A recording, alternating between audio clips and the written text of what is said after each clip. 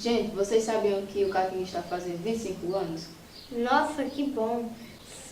Pena que a gente não sabe como começou. Como será que o Caatinga surgiu? É essa a história que vou contar hoje para vocês. Antes de se tornar Centro de Assessoria e Apoio aos Trabalhadores e Instituições Não Governamentais Alternativas, o Caatinga se chamava CTA, o Centro de Tecnologias Alternativas de Oricuri. O CTAO nasceu no dia 10 de agosto de 1986.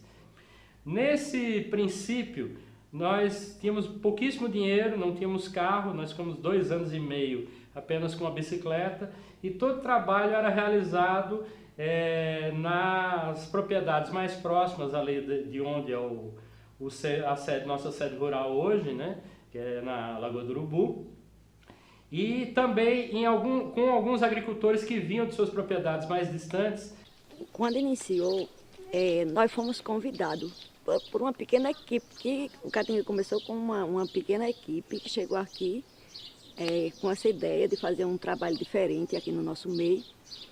E então a gente foi convidado, eu e meu marido. Nessa época a gente estava bem no início do casamento. Aí a gente veio participar da primeira reunião. Inclusive a primeira reunião foi embaixo de um pé de árvore, porque não tinha uma sede, não tinha nada. Compraram o terreno, mas não tinha uma casa, não tinha. Então a primeira reunião para a fundação do Caatinga foi embaixo de um pé de árvore, onde eu e meu marido e outras pessoas da comunidade participamos dessa reunião. Aí fomos ouvir a proposta deles, a ideia e tal. E aí daí foi se fortalecendo, as pessoas foram acreditando, foram participando. Só que era aquela coisa uma coisa assim bem nova, bem iniciando, sem condições nenhuma, que eu tinha que fazer projeto para ver se as pessoas aprovavam e tal. Então assim, foi uma coisa começada com a comunidade. No período em que o Caatinga começou os trabalhos aqui na região do Araripe, o acesso à água era muito difícil, porque as famílias não tinham de armazenar água que caía das chuvas. Quando ele começou a agir aqui na nossa região, foi com a primeira coisa que eles começaram a implantar aqui foi com essa cisterna de placa. Aqui ninguém conhecia cisterna de placa na época. Então, eles chegaram com a cisterna de placa, eles capacitaram muita gente aqui na região que ninguém nem conhecia. Muita gente aprendeu com isso e depois barragem subterrânea, inclusive eles fizeram 2 aqui na minha propriedade. A minha casa aqui era um ponto de referência, sempre foi. Todos aqueles eventos que eu tinha que fazer aqui, procurava a minha casa. E aí a gente ficou bem capacitado na história de cisterna, de placa, barragem subterrânea, o barreiro trincheiro, criamos de abelha, isso tudo eu participei. Então foi um órgão que veio, como se diz a história, para ficar mesmo na história aqui da nossa região aqui de Oricuri. Na minha casa a gente tem uma cisterna de placas onde a gente tira água para beber e cozinhar e etc. Foi o Caatinga que criou essas cisternas? Não, Jennifer. A cisterna de placas foi criada por um agricultor da Bahia, mas o Caatinga fez diversas adaptações para a tecnologia e ajudou a deixá-la como ela é hoje.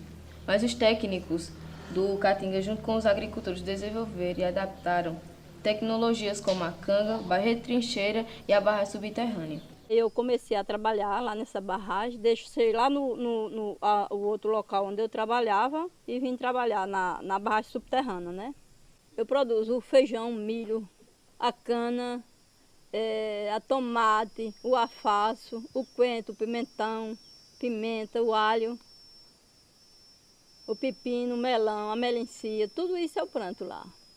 Eu ouvi falar sobre essas tecnologias, como a cisterna, o barreiro trincheira e a barragem subterrânea, que elas são muito populares agora, pois os agricultores têm mais acesso a elas. Bem lembrado, Jennifer.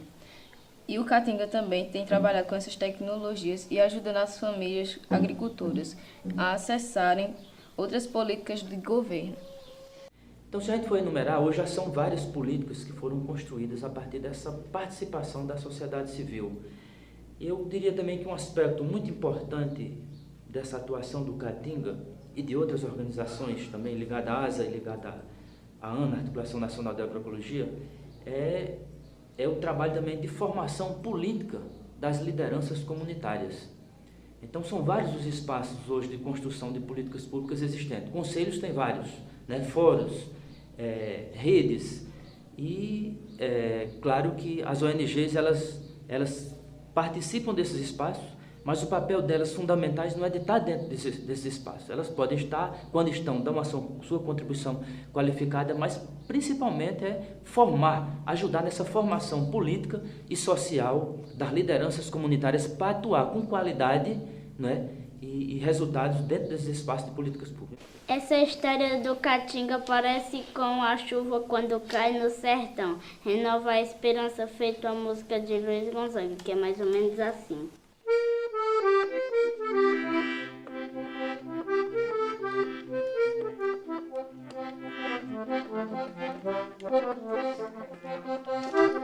Já faz 3 noites que o norte relampea e a asa branca vem do ronco do trovão. Vai bater batas e voltou pro meu sertão. Ai, ai, eu vou embora, vou cuidar da plantação. Já bateu batas e voltou pro meu sertão. Ai, ai, eu vou embora, vou cuidar da plantação.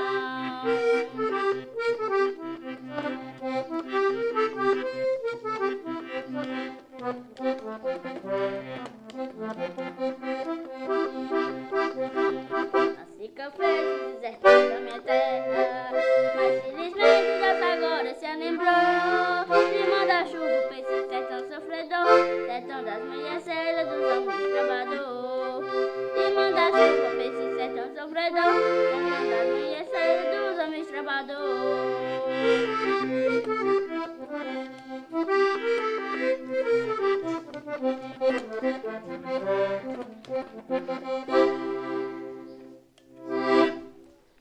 Aí, através do Caatinga, eu já consegui umas coisas, no calçadão. E aí eu planto, ele me ajuda muito, ensina como é que é para fazer, para não trabalhar com veneno. Aí eu planto cebola, planto coentro, pimentão, alface. Aí dá para meu consumo, da minha família, e também eu vendo para a comunidade. Trabalho também com as minhas plantas medicinais, para fazer remédio para mim, para minha família. E dá para aquelas pessoas que não têm. Hoje a gente trabalha agroecologicamente, não usamos mais produtos químicos em nossos roçados, em nossas hortas, e graças a Deus a gente aprendemos a conviver com a seca também, esses anos que a gente vem sofrendo com essa estiagem, com essa seca, que não é fácil. Muita gente já abandonou suas casas, suas propriedades, para ir trabalhar na beira do rio, para ir para outros lugares. E nós, através dos conhecimentos que nós temos, que aprendemos com a ONG Caatinga, nós estamos sobrevivendo aqui. Olha, gente, que eu encontrei semente de tamboril e eu encontrei também semente de milho e de feijão da roça do meu avô. Nossa, cara!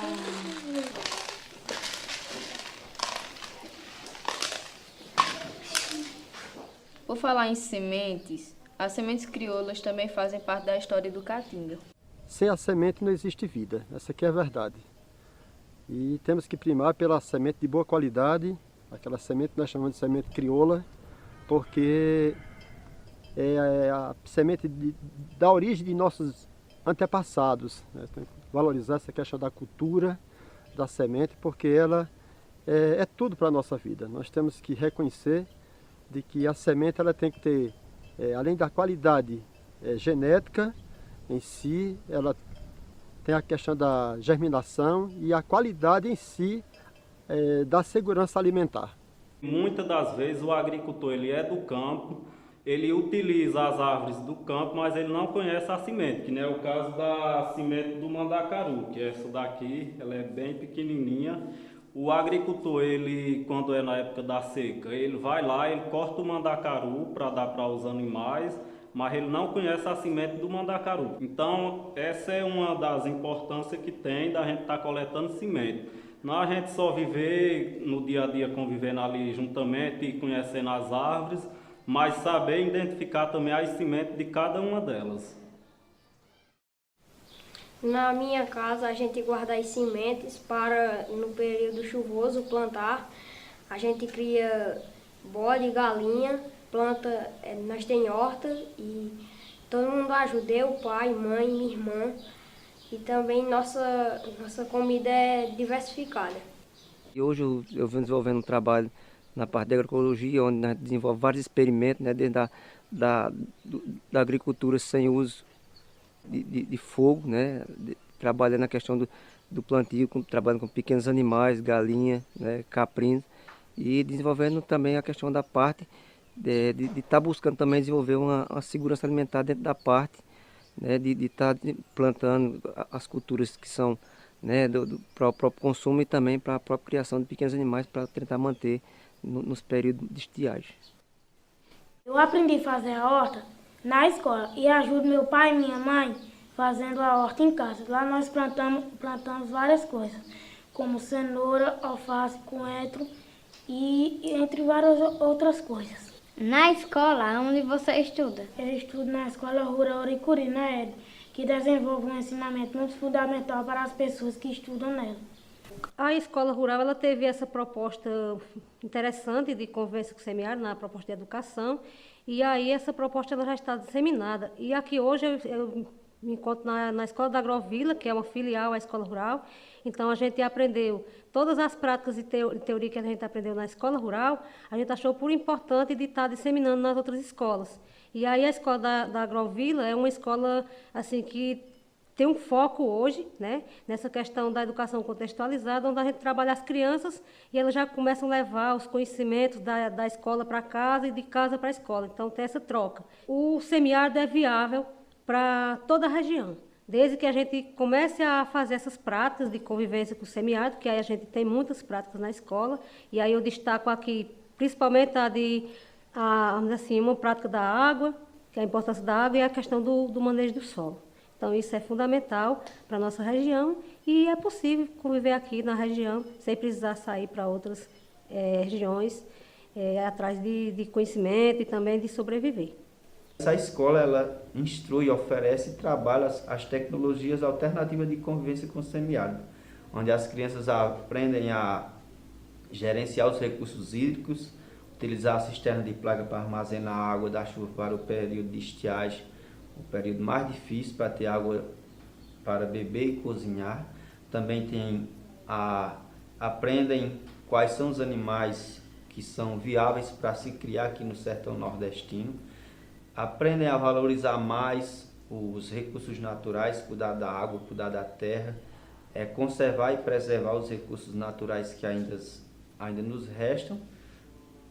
E aprendendo isso também, eles aprendem que para conhecer o mundo, primeiro tem que conhecer o lugar que você vive, que você reside nele. Mas já acabou? Não. Essa é uma história que está apenas começando, porque apesar de já ter muito conto, nós somos reprodutores deste saber da convivência digna com o semiárido. Bora brincar? Bora!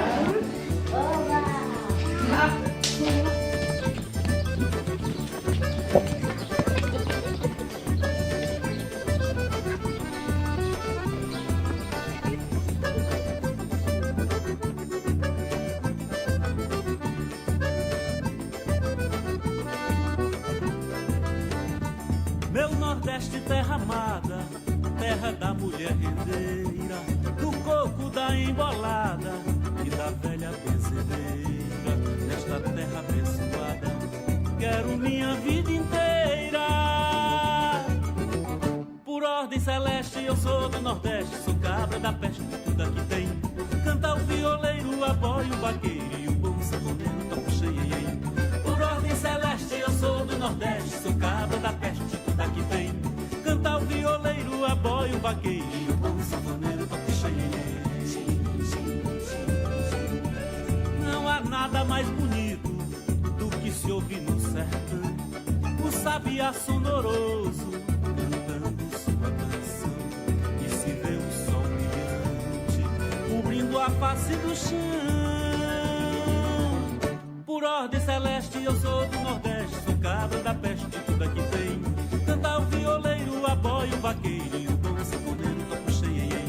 Por sou do Nordeste.